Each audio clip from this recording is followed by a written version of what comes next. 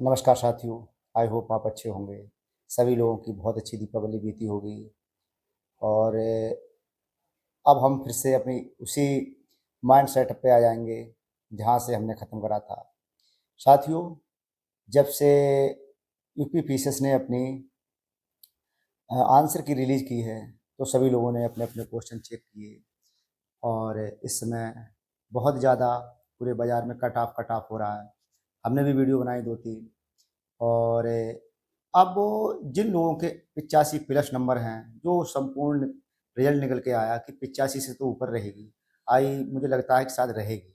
क्योंकि कुछ दिनों में या कुछ सालों से देखते हैं कि बहुत ही ज़्यादा उछाल आया है, मतलब वो कट ऑफ में। तो अब वो होता क्या है कि जिन लोगों की 80 से नीचे क्वेश्चन हुए हैं, वो क्या करें? जिनके 85 से ऊपर क्वेश्चन ठीक हैं, तो वो क्या करें? साथियों, अब जैसे मेरे कुछ भाई लोग बता रहे हैं यूट्यूब पे कि जिन लोगों का 80 से नीचे है, वो भी अच्छे से मेंस को पढ़ें। मगर मैं ये मानता हूँ कि जिसका 80 से नीचे स्कोर है, वो कहीं न कहीं बेचारा इतना डिप्रेस्ड है, वो सोच रहा है कि अगर थोड़ा-सा मैंने कॉमन सेंस लगाया होता, तो 2-3-4 क्वेश्चन अगर मेरे सही हो जाते, फिर वही नेगेटिव कम हो जाता, तो मैं भी अभी एक सही मुकाम पे होता और मेंस को पढ़ता होता। मगर होता क्या है कि ये लोग हम लोग वो इस स्थिति में होते हैं कि अगर मैं भी वहाँ पे होता, तो मेंस के बारे में मुझे कतई बिल्कुल मन नहीं लगता। तो हमें इस स्थिति पे क्या करना चाहिए? इस स्थिति में हमें ये करना चाहिए कि अगर हम अभी थोड़ा-सा सब कुछ रिलैक्स होके ये सोचें कि 4-5 साल के पेपर उठाएँ और इस साल का भी पेपर उठाएँ, 2024 का पेपर उठाएँ, 2023 का, नियर अबाउट 5 साल के पेपर हम सब उठाएँ प्रीवियस ईयर के। उनमें देखें कि कौन-कौन से सेक्शन जो जीएस में आए हैं, जिनको मुझे करने में सबसे ज़्यादा कठिनाई हुई है, उनमें क्या चीज़ ऐसी थी कि मैं उनको करने में बहुत ही ज़्यादा असहज था और मेरा स्कोर कम रह गया। इवन करंट अफेयर्स हो, कम करंट अफेयर्स के बारे में भी सोचना है, पॉलिटी के बारे में सोचना है, इकोनॉमी के बारे में सोचना है। और जो भी बेसिक आता है, पर्यावरण हो, साइंस हो, ज्योग्राफी हो, हिस्ट्री हो, इवन सब कुछ लगा के। फिर आप उन यूनिटों को देखें, उनसे संबंधित अच्छी सी कोई बुक लेके और जिन सबसे ज़्यादा चैप्टरों से आया है, उनका ए टू जेड आप अपना एक छोटा-सा शॉर्ट नोट्स बनाएँ, सब विषय का। ये नहीं, क्योंकि हुआ क्या है कि अभी विगत के कुछ सालों में आयोग ने हमारे साथ काफ़ी खिलवाड़ करा है। खिलवाड़ करने का मतलब तो हम नहीं कहेंगे, हम ये कहेंगे कि उसने बहुत परिवर्तन लाया है अपनी रणनीति में। उसने 2024 का पेपर जो पूछा, वो बेस्ट, मतलब उसमें बहुत लेंथी पूछा, सनें पूछी। फिर हम देखते हैं कि आरओ का जब पेपर पूछा उसने आयोग ने, तो आरओ के पेपर में क्या करा उन्होंने, इतने फैक्ट रख दिए कि हम वहाँ पर करने में बड़ा असहज थे, क्योंकि जिन्होंने लुसेंट पढ़ा है और जो कंटिन्यू क्लर्क की या किसी एसएससी वगैरह की तैयारी कर रहे हैं, तो उन लोगों का हुआ और मेरिट भी ऊँची चली गई। तो वहाँ से भी वंचित रहे। तो ऐसी ऊहा-पोह की स्थिति में साथियों, मैं तो एक ही बात कहूँगा कि आप अभी मेंस के लिए ना पढ़ें और मेंस को पढ़ने में आपका मन भी नहीं लगेगा। ये सत्य है, क्योंकि मेंस पढ़ते हुए तभी मन लगता है जब हम अपना रोल नंबर देख लेते हैं या हमारे इतने अच्छे नंबर होते हैं कि हम सोचते हैं कि चाहे कितनी ही कट ऑफ जाए, हम मतलब सर्वाइव करेंगे। तब तो मेंस पढ़ने में मन लगता है। और कोई ये कहे कि 80 से नीचे आपके और फिर आपको आखिर पढ़ना ही मेंस है, तो साथियों ये संभव नहीं है कि हम मतलब पढ़ लें।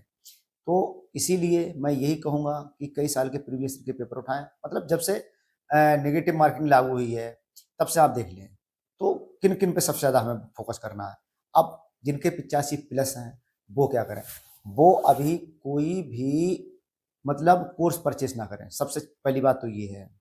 और दूसरी चीज़ ये है कि सबसे ज़्यादा बेहतर तरीका है उनका पीवाईक्यू देखें। और जो क्वेश्चन मेंस के पीवाईक्यू देखने के बाद क्वेश्चन को किस तरीके से फॉर्मेट किया जाता है, क्वेश्चन को फॉर्मेट करने के बाद उसको लिखने की कोशिश करें कि मैं कितनी देर में ये क्वेश्चन को फॉर्मेट करके लिख लूँगा। और अभी से अगर प्रैक्टिस नहीं करेंगे तो भी फँसते चले जाएँगे। बाकी हमें किसी का कोर्स परचेज़ नहीं करना है।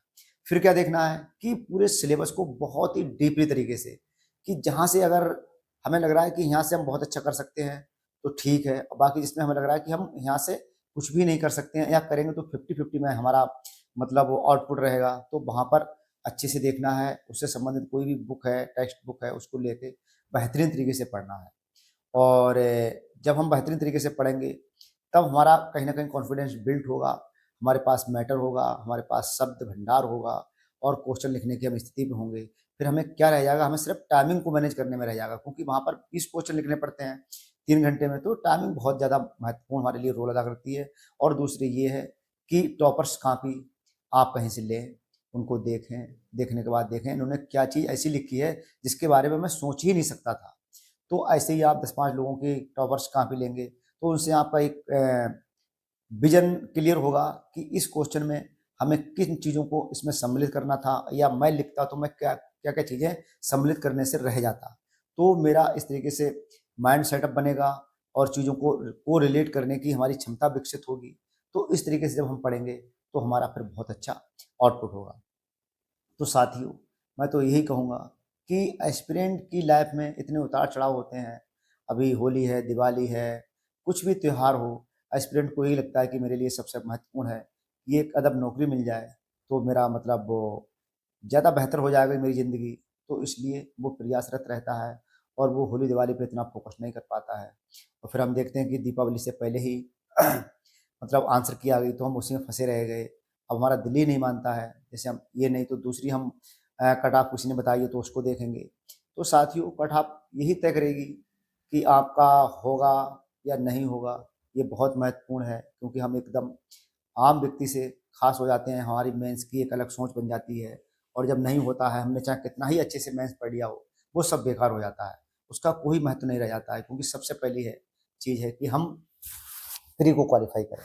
तो इसलिए अभी सबसे बेहतरीन रणनीति इसी को फॉलो करना है आपको, और जब इसको फॉलो करेंगे तो आप खुद देखेंगे कि आपके मतलब कॉन्फिडेंस में बहुत ही ज़्यादा वृद्धि होगी। और छोटा-सा नोट्स बना के रखें, अपने को जितना कूल रख सकते हैं, ठीक है। और ज़्यादा बेहतर है कि अगर कहीं पर कोई भी चीज़ अगर आपको यूट्यूब पे या कहीं पे मिल रही है, तो वहाँ पर और क्लियर करने की कोशिश करें। ठीक है? धन्यवाद साथियों।